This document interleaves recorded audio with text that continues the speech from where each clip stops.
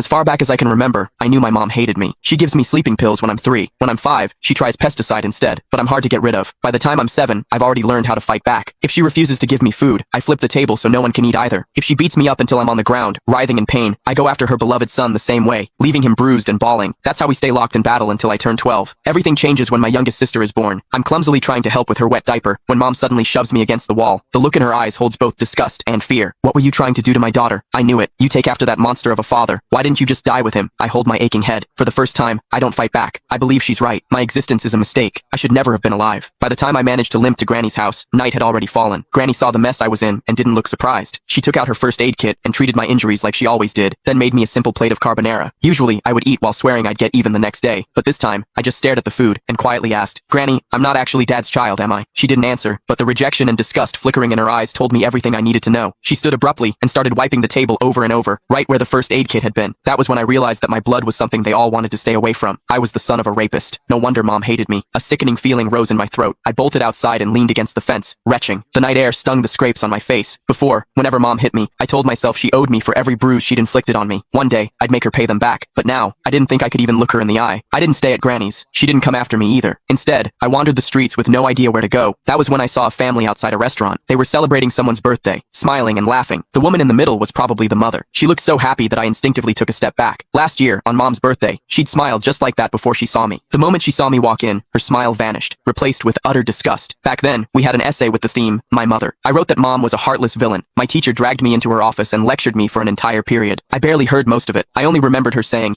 "No mother in this world would ever stop loving her child." I believed her. I saved money from collecting recyclables and bought my mom a birthday cake. I just wanted a hug, the same kind she gave my brother, Casper Willis. But her frigid expression was like a stab in the heart. I felt like a fool, standing there with that cake in my hands. Anger overwhelmed me. When no one was looking, I went out and caught a couple of frogs in the garden. Then, I hid them in the cake. I could still remember the way she screamed when they jumped out. Back then, I felt a twisted sense of satisfaction. I thought she didn't deserve to be a mother. I thought she had it coming. But now, I know the truth. The one who didn't deserve anything was me. My existence itself had hurt her. As I watched that mother's smile through the restaurant window, I made a decision. This year for mom's birthday, I would give her a gift she would truly be happy with, one that would free her completely. I decided to die. Once that thought took root in my mind, my steps felt lighter. I even started planning how to do it without troubling anyone. I needed to do something that wouldn't leave a mess. But before I could carry out my plan, a patrolling officer spotted me and brought me home. Mom answered the door. As the door shut behind us, I stared at the floor, unable to meet her eyes. Her icy tone sliced through the air. "Why didn't you just die out there?" I almost snapped back, but I forced the words down before they came out. Still, as I stared at her back, I couldn't stop myself from asking, what would you do if I really did die? Would she be the least bit sad? If you've got the guts, hurry up and do it.